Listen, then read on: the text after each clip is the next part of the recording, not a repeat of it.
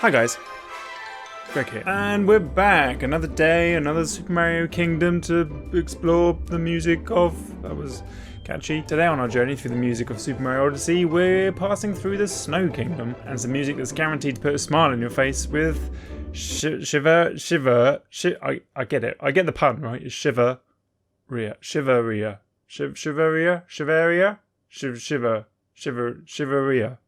Shiveria doesn't sound right. But we're going to go with Shiveria. The Snow Kingdom at first glance is a barren, frigid wasteland, but being Mario, a bustling community featuring these rotund roly-polies is hidden at the bottom of a seemingly knee-obliterating fall.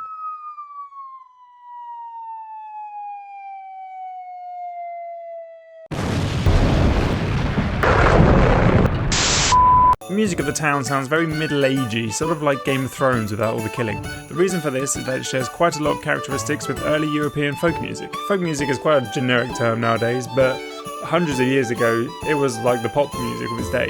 It would have been top of the charts every week, right up there with Olivia Rodrigo and Kid Laroi. I wasn't looking that up. I'm down with the kids. Being the music of the people, it was comparatively simple compared to the grander scale music of the Baroque period that was mainly enjoyed by high society. Folk music was meant to be enjoyed and performed by the masses, so it was essential that it was easy to pick up as well as to listen to. So let's dive into what makes up this folk music sound and what it is about this music that forces a smile upon the face of anyone who listens to it.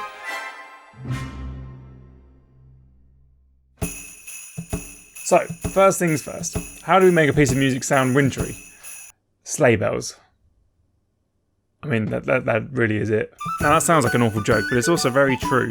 Load up your favourite Christmas song and I bet you can find sleigh bells in there at some point. One thing that doing this series of videos has taught me is that the most powerful factor at work when thinking about creating music that sounds like an environment is instrument selection, and sleigh bells is a great example of this. This is difficult to pick apart as it's not as much the sound itself as it is the associations we have with certain instruments and certain kinds of music. It is interesting to think about where these associations come from though. Trumpets and other brass instruments were used for marches and fanfares because they were louder than stringed or woodwind instruments. After being used for this purpose for many, many years, we now hear those same instruments and think of triumphant fanfares, even if they're not necessarily playing music that sounds like a fanfare.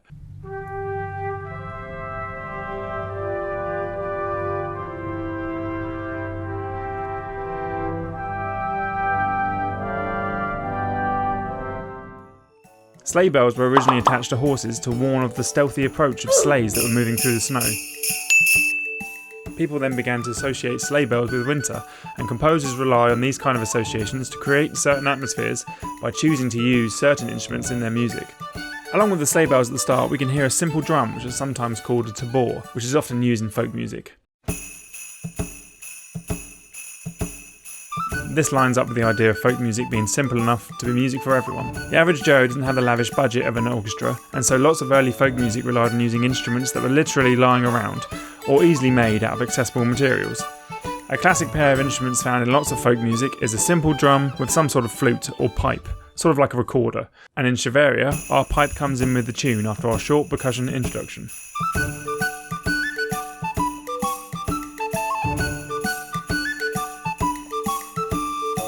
So what is it that makes this melody so irresistibly happy?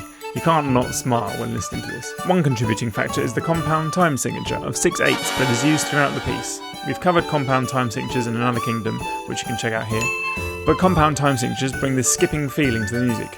Unlike simple time signatures like 3/4 and 4/4, compound time signatures have 3 quavers in a beat, meaning we now have one whole extra quaver in each beat. Whilst marches and similar dramatic music would use the more regimented time signatures of 4/4 to sound strictly metronomic, 6/8 and 12/8 have a more fluid, floaty feel to them, and this adds to the light, cheery feel of the piece.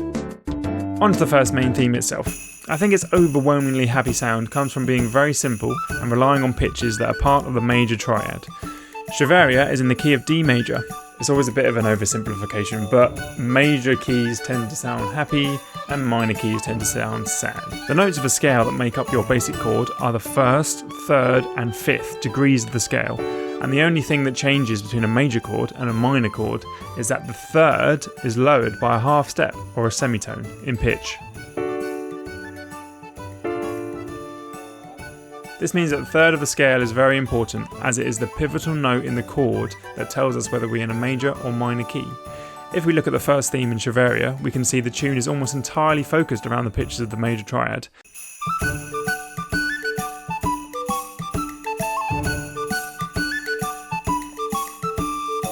There's extra emphasis on the major third as it lands on the strong beats of the bar.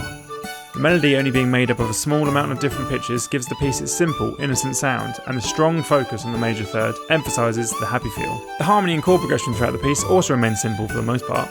The first time we hear the main theme, it is accompanied by only 3 chords. The tonic chord of D, the subdominant chord of G, and the dominant chord of A. 1, 4 and 5 are your bread and butter chords. If you remember from our quick introduction to harmony in one of the early Mario Kingdoms, 5 and 1 are probably the 2 most important chords in terms of propelling on the music. 5 to 1 is an arrival, and 1 to 5 sounds like we're moving on. Thinking of chords as being numbered like this and the way they function around a tonic or home note is known in music theory as functional harmony. Chord 4 then is often used as a predominant. As its name suggests, this means it is good at setting up for the dominant, which then sets up for our tonic for a juicy resolution. This is why some chord sequences sound like they just work. They propel themselves along due to the relationship between each chord. Chord 4 is also called the subdominant as it's the same distance below the tonic as the dominant is above the tonic. This means the tonic is the dominant of the subdominant. This is all becoming very wordy all of a sudden, but the point I want to get across is that you can do a lot with just 1, 4 and 5 due to the close relationship between these chords and the idea of playing with a tonic and a dominant. If you're up for a more in-depth look of this idea of functional harmony, let me know in the comments down below and I'll do a video on that in the future. As the melody repeats around, more pipes join the party, and this is another characteristic of early folk music. There wouldn't be multiple distinctive melodic lines going on in the music, as that would require lots of rehearsal. Folk music was meant to be party music that was easy to pick up and get involved with. To pad out the music, musicians would often double up on the main tune and add their own little variations, which is what we can hear happening here.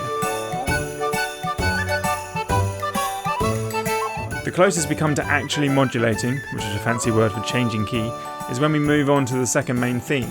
Here the bass slips down to an A, but we haven't properly changed key as there aren't any G sharps, which would be the additional sharp we get changing from D major to A major. This means we're using musical modes to imply a sense of modulation instead of actually changing key. The scalic runs up and down in the melody here strike me as being quite modal because they don't fit a major or minor pattern, and personally I think they have quite a folky flavour to their sound.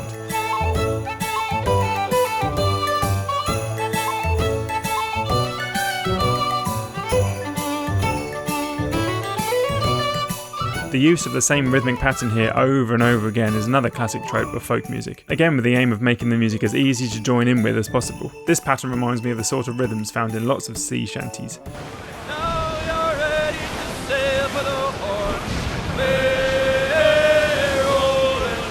One final cool thing that you will find in lots of folk music. As we come to the end of the second theme, we get this unexpected break in the music. This is cool, as we expect the music to land on the first beat of the bar to bring itself to a conclusion.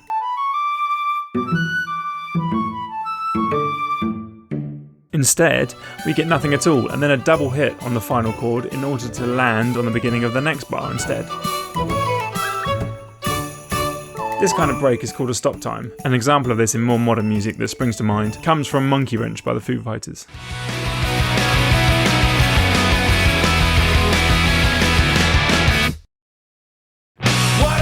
Stop times play with our expectation of what's to come, and can be really funky and exciting when used well. Shiveria is a musical bundle of joy that represents what is great about folk music. Simple doesn't always mean boring, and it's a music that everyone can get involved with. And there we have it, Shiveria. I hope you're feeling warm and fuzzy inside, because I certainly am. Thanks very much for watching the video. Give me a thumbs up if you enjoyed it, or thumbs down if you didn't. Let me know down below if there's any tracks you want me to cover in future videos. Please subscribe if you want to see more stuff like this, and you can catch me streaming on Mondays, Wednesdays and Fridays on Twitch. Come and say hi. I will see you all next week. Goodbye for now. See ya.